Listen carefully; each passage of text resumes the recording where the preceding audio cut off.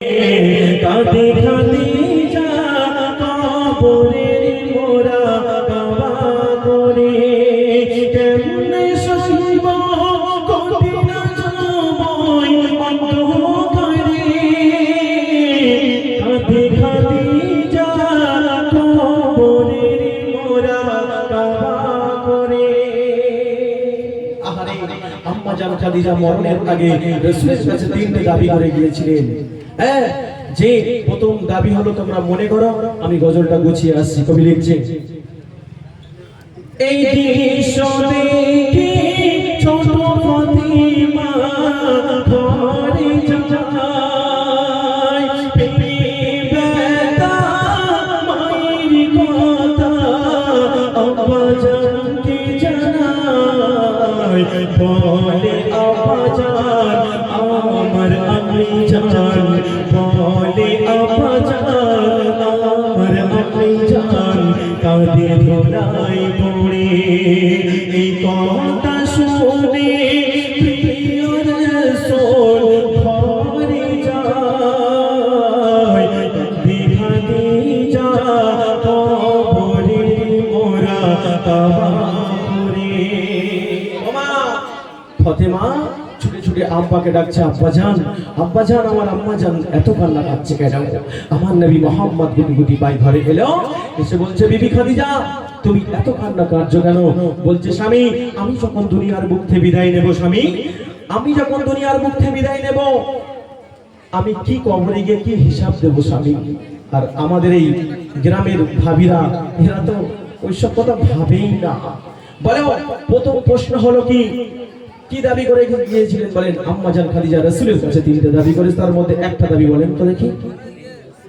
হবে বাবা রে, দাদু কোন গ্রামে এসেছি দাদু?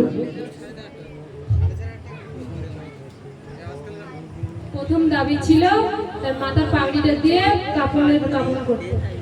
ও মা, এই কমিটির ছেলেরা কোথায় গেল? একটু প্রায় সব তো আমার একলা দিতে হবে মনে হয়। মাশাআল্লাহ, আহারে এরকম মা কোথায় পাবো? বলে গিয়েছিল, কবি লিখছে, ও স্বামী আমি যখন দুনিয়ার বুক থেকে বিদায় নেব স্বামী, তোমার মাথার ওই একটা ভাবি কি বললো, তোমার মাথার পাপে নিয়ে আমার কাফন করবে। একটা প্রশ্ন, দ্বিতীয় প্রশ্ন, তারপরে বলে দিচ্ছে, শোনো নবী তিনটি দাবি আমি যাই বলে, আমার দাফন করবি যখন সবাই আসবে চলে, আমায় ফেলে যেও না চলে তুমি তখন, আমায় ফেলে যেও না চলে তুমি তখন। বলে মা আরেকটা দাবি আছে।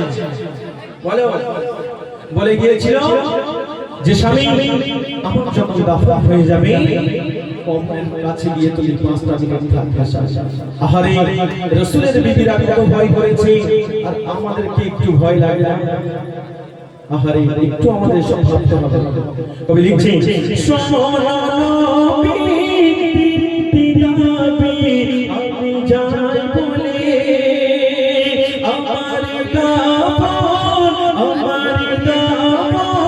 করবি যখন সবাই আসবে চলে।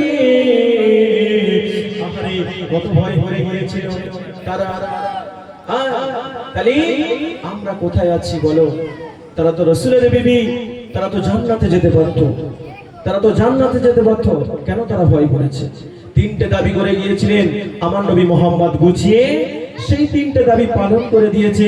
আম্মা জান খাদিজার সময় এসে গিয়েছে, দুনিয়া ছেড়ে বিদায় নিল, আমার নবী মুহাম্মদ সেই তিনটে দাবি গুছিয়ে করে দিল। আর কেমন ভাবে আম্মা জান খাদিজার গুনাহটা মাফ হয়ে গেছে, কবি লিখছে, শোনো নবী তিনটি দাবি আমি যাই বলে, আমার দাফন করবি যখন সবাই আসবে চলে, আমায় ফেলে যেও না চলে তুমি তখন, বলছে স্বামী আমাকে ফেলে যেও না স্বামী। আহারে কত ভয় করেছিল তারা। শেষ কথার মাধ্যমে কেমন ভাবে গুছিয়ে লিখেছেন দেখেন।